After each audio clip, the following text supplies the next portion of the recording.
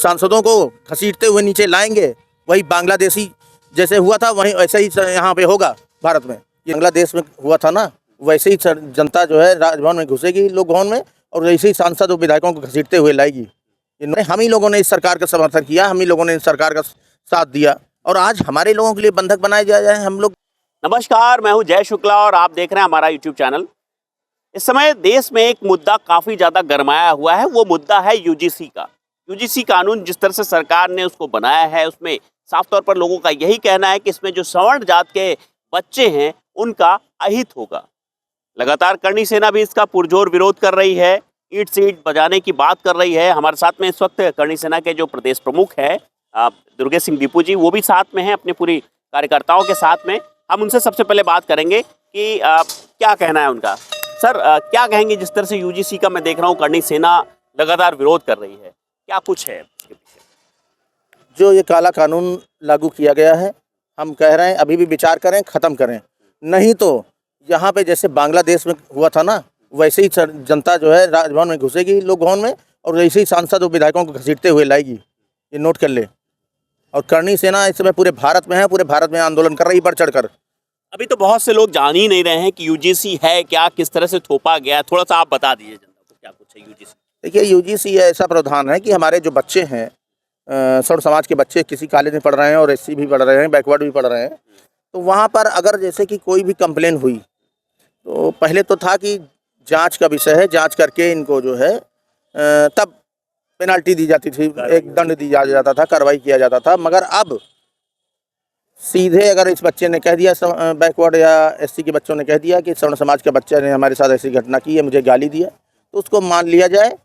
कोई न सबूत चाहिए न कुछ चाहिए, बस वही सबूत है। ये तो सरासर गलत हुआ ना, अन्याय हुआ है। बहुत बहुत गलत। छोटा सा अगर गांव का आदमी कहीं फरियाद लेकर के पहुंचता है कि हमारे पड़ोसी ने गाली दी, तो पुलिस एक बार उसमें भी जांच करती है। बिल्कुल। और हमें लग रहा है कि ये सरकार जो है सवर्ण समाज के ऊपर इतने कानून पे कानून, इतने दायरे पे दायरे लाद दिया है, इतने कानून लाद दिया है, क्या कर सकते हैं उसके लिए। सिर्फ सवर्ण समाज के लिए सारे कानून बना रही, बंधक बना रही सवर्ण समाज को। क्यों, ऐसा क्या? अरे हम ही लोगों ने इस सरकार का समर्थन किया, हम ही लोगों ने इस सरकार का साथ दिया, और आज हमारे लोगों के लिए बंधक बनाए जाए हम लोग सारे तरह। हमारे लड़के बच्चे, जो आने वाली पीढ़ियां हैं, वो क्या करेंगी? वो कानून को लेकर के बदलाव को लेकर के लगातार प्रदर्शन चल रहा था, उसका लगातार प्रदर्शन अभी चल रहा, अभी चरम सीमा पे पहुंचा नहीं। और जिस दिन पहुंचेगा ना, अगर ये नहीं माने तो लोक भवन में घुसकर इन सांसदों को घसीटते हुए नीचे लाएंगे, वही बांग्लादेशी जैसे हुआ था वहीं ऐसे ही यहाँ पे होगा भारत में। ये नोट कर लें। अच्छा, क्या लगता है कि ये कानून क्यों ऐसा लाया गया, किस वजह से लाया गया, इसके पीछे क्या कुछ मंशा है, क्या लगता है? सवर्ण समाज से एलर्जी है। हम सवर्ण समाज ने, बताइए, भारत में आज़ादी के समय हमारा सवर्ण समाज, हम सब लोग मिलकर लड़े। आज हमारे पूर्वज लड़े, हमारे कितने राजाओं ने, सारे राजाओं ने सब कुछ रियासतें दान दे दी, और उसके बाद आप सवर्ण समाज को क्या दिखाना चाह रहे हैं? इतनी नफरत क्यों है? क्यों इतनी नफरत? आखिर सवर्ण समाज से इतनी नफरत क्यों है? बताएं ना प्रधानमंत्री जी, मुख्यमंत्री जी, बताएं। आपका क्या कुछ कहना पूजी? बिल्कुल, इतनी नफरत पैदा कर दी है क्या, मतलब सवर्ण समाज से ही क्यों, उन पर ही क्यों कोई एक नया कानून एक्ट होता है, और किसी के ऊपर क्यों नहीं? हम भी तो बराबर कंधे से कंधे मिला के इस देश के लिए लड़े हैं। तो ये प्रश्न है हमारे प्रधानमंत्री जी से और सरकार से, जिन्होंने बगैर कुछ जाने बूझे, पढ़े लिखे, सीधे पारित कर दिया सवर्ण समाज के लिए। ये सबके लिए बनता है, तो इसका जो विरोध प्रदर्शन पूरे भारत में हो रहा है, और ऐसे ही चलता रहेगा। अगर ये कानून वापस नहीं लिया तो ये प्रदर्शन में दल बल, ये समझिए, क्षति हो सकती है, और रोड पर भी उतरेंगे लोग, सब भूख हड़ताल से लेके गाड़ियां भी जलाई जाएंगी। क्या होगा, बहुत ही गंदे। आने वाले समय में चुनाव पर भी असर, चुनाव के लिए ही किया गया है। चुनाव आ रहा है, तो इसका मतलब ये नहीं आप किसी भी तरह का कोई कानून पारित करेंगे और जनता उसको बर्दाश्त करेगी।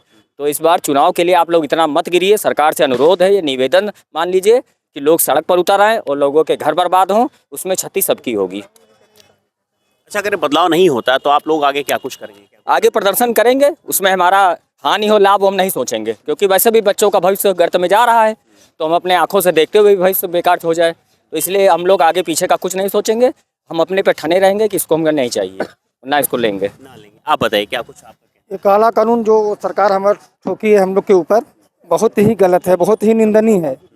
इससे मैं सरकार से कहा अगर वापस नहीं लेते हैं तो उग्र होगा, नेपाल और बांग्लादेश जैसा स्थिति पैदा होगा और हम इसके लिए तैयार रहे सरकार। अभी हम लोग सिर्फ शांतिपूर्वक अपनी बात रख रहे हैं। हम चाहते हैं कि हम लोग उस कुल से आते हैं कि जो हमारे पूर्वज पूरे देश को खून से सींचा है, वो दोबारा न करना पड़े। हम लोग मुगलों और अंग्रेजों से लड़कर आज जो हम लोग भारत बनाए हैं, रियासत 40 लाख एकड़ ज़मीन हमें सरकार दे देना, सारा कानून लगा दे, मैं तैयार हूँ।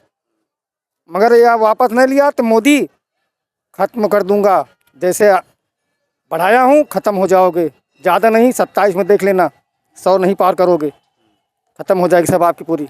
बिल्कुल यहाँ देख सकते हैं कि जिस तरह से लगातार यूजीसी का विरोध हो रहा था, खासतौर पर अगर देखा जाए तो करणी सेना इसका पुरजोर विरोध कर रही है। ऐसे में देख सकते हैं कि लोगों ने क्या कुछ कहा। इस कानून को लेकर के बदलाव जरूरी है, सरकार को इस पर कुछ ना कुछ फैसला लेने की आवश्यकता जरूर दिखाई दे रही है। बहुत बहुत शुक्रिया।